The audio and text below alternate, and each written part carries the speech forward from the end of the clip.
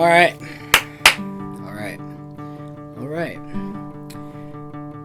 Welcome to the first episode of Quarantine Conversations. I'm your host, Johnny Chisholm. In this episode and in this show, there's really no goal here.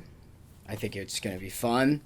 We're just going to do it, see what happens, call some people, talk about whatever we want, and let's get to it. So this is actually, this talk show, this idea, podcast talk show, whatever we want to call it, was Jay's idea. Yesterday, he called me about it, and I joked to him that I was going to call him in the middle of the show and not tell him, and then reveal it to him, and he thought I was kidding.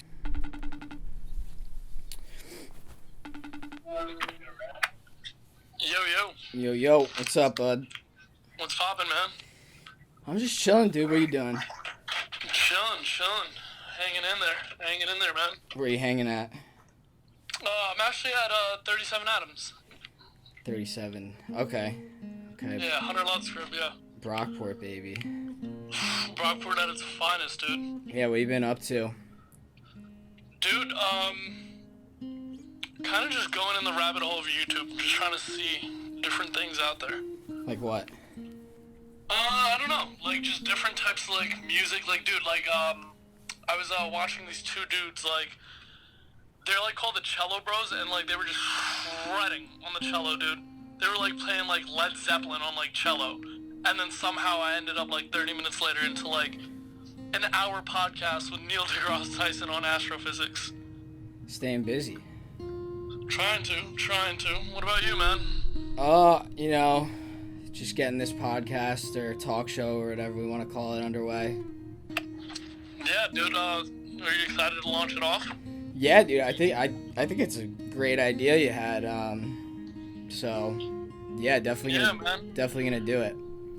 Yeah, dude, I'm excited, dude. I'm really looking into TikTok, dude. I'm probably gonna launch that tomorrow and then see how I can be myself and break the internet.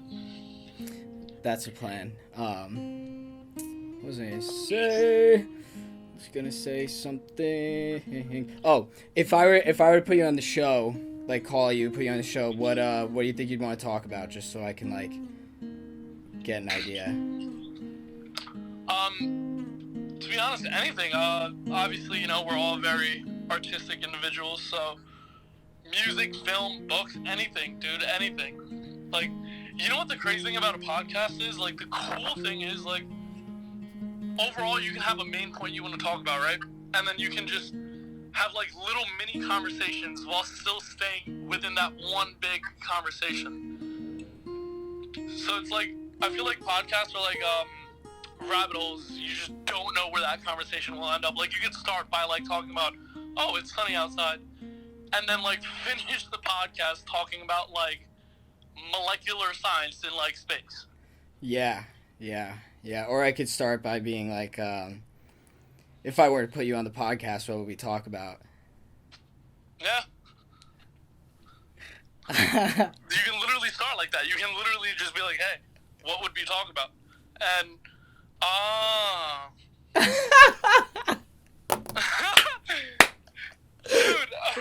dude. What? What? That was like dial-up internet in my head. It was just like, What happened? Wait, are we on a podcast? You're on episode 1. Yes, this is. Okay. I was gonna text you and be like, yo, are we recording right now? But you know what it was? I was like, Johnny FaceTime audioed me. Dude, that's great, man. I'm glad, yo. We're kicking it off. Like, yo, do you understand this is now a real thing? Yeah. Like, we are now. This is real. It's very real. It's happening right now. It's that easy, dude.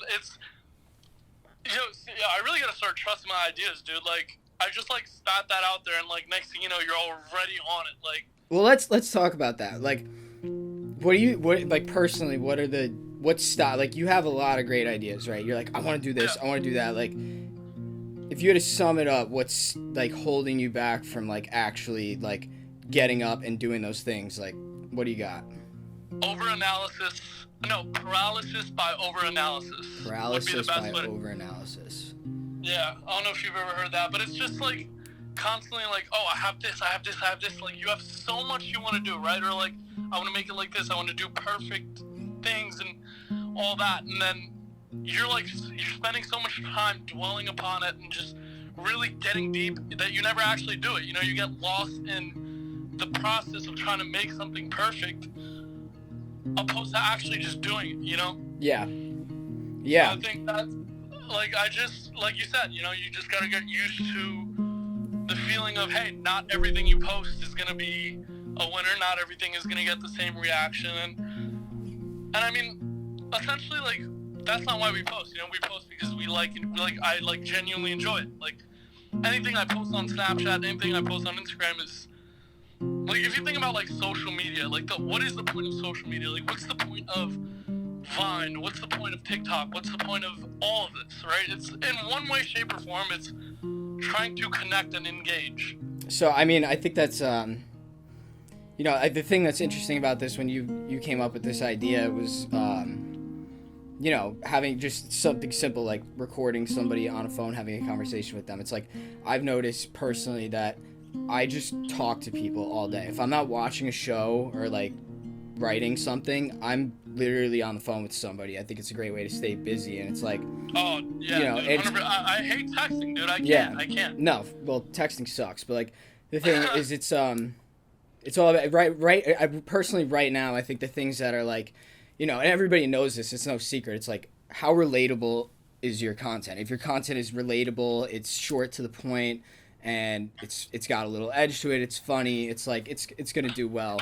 And yeah, you know, it's personally from like my background with like, you know, it like that first video I posted, quarantine conversations, with me like right back behind me, yeah. just saying what's up, what are you doing, nothing, like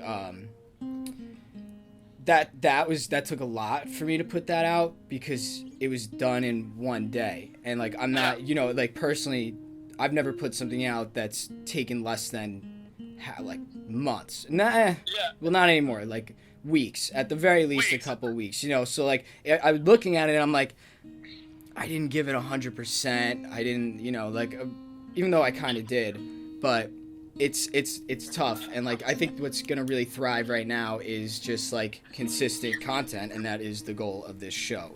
I think everyone has something to show or say. Yeah. No, I mean, absolutely. Especially now, like with everything going on now, it's like there's a lot to say. There's a lot to talk about. And you know, I think the beauty of podcasts is it's like you kind of like, the more the conversation continues and the more deeper you dive in and the more you just continue flowing, the more you are able to pry out of it. The more you are able to like find these gems or like nuggets of knowledge and saying some things, like opposed to where you're like scripting something and organizing it and having all these like formulas and algorithms. You may not necessarily get like that hidden gem of, whoa, did I really just say that? Oh my god. Yeah, like happy accidents, as Orson Welles would call it. Orson Welles, why do I know? Yo, did he do the Animal Kingdom or something? Citizen Kane, amongst a lot of other films, but great documentary about him on Netflix right now called They'll Love Me When I'm Dead. Brilliant. Watch it. Absolutely brilliant. They'll Love Me When I'm Dead. Any like title that comes out of your mouth, I want you to know, like, I have like notes of just like, oh, we gotta check this out. Yeah, dude. I'm glad you respect my opinion on films. But this is actually this is a documentary, so it's but it's brilliant. Got it. Must watch. They'll Love Me When I'm Dead. Watch it. Yeah, absolutely. Yeah, dude, even documentaries, dude, like, they're like their own art. Like, it's like a visual podcast, essentially. Oh, I got into documentaries before I got into narrative filmmaking because I was obsessed. You know, I studied anthropology, so you know, the idea of just real, like, capturing everyday life was what initially intrigued me, and I thought the camera was the most authentic way to catch that. And then there's this whole this conversation of, you know, of ethics. Is it ethically okay to like film people without them knowing? But that style is called verite filmmaking, and tried it, enjoyed it, but then that quickly blossomed into all right, I have a story I want to tell, so I already know how to turn a camera on, the images look okay, and I got some stories I want to tell, so like how do I combine these two things? And it kind of just got slapped in the face. So it's like, that's narrative filmmaking. Dude, I was reading this amazing article, dude, and I wish I saved it, but I didn't. But it reminded me because you brought up anthropology, and this anthropologist had an article where it was called, maybe you can find it, it's called Making the Known Unknown, which the concept is so genius, Mm-hmm. It pretty much just teaches you to look in different perspectives. Now, for example, let's say I told you... I like that. So let's say I told you, right, like, hey, Johnny, to, like, hey, instead of waking, like, tomorrow, let's wake up. I'll have the whole day set up. Tomorrow, let's wake up. We'll wash our face. And then we'll try this cream on pig hairs attached to wood and just, like, get it all over our bones. Now, you may be like, yo, what the fuck are you talking about? Modern day society calls that brushing your teeth. Yeah. Oh, okay, that's good. You see That's what I'm good. trying to say? Yeah, like, yeah. Okay, so there's a name for that. There's the different parts of the world that, like, what may seem known and common to you is, like, so out the blue. You know what the name of that is? People. It's called cultural relativism. So, like, it's the idea of, you just put it out there, but the idea of, like, somebody from New York going to, a small island off the coast of Australia, and like the indigenous people there, and watching them like trade beads and necklaces for like just their bartering system, and something just like you said, like a simple act of something as simple to them as like to us as brushing their teeth. Over there they could be like trying to think of a specific example, like putting face paint on in the morning or something, and we look at that right? and be we, like some people may be like, yo, that's weird, but yeah, then like, we what have are you like doing? 15-year-old girls drowning themselves in makeup. Yeah, yes. I mean, I love that idea. Like, yeah, it's cultural relativism, and it's all about your lens and like how you perceive the world. And yeah, all right. So that was fun. Good first episode. Got a couple real interactions out of that, and yeah. So hope you enjoyed. See what happens. I'll come out with more, unless I cut this up, decide it sucks, and then don't do anything with it. In that case, you won't be seeing this, so I'm wasting my time sitting out here. But I had some good conversations, so quarantine conversations. So peace.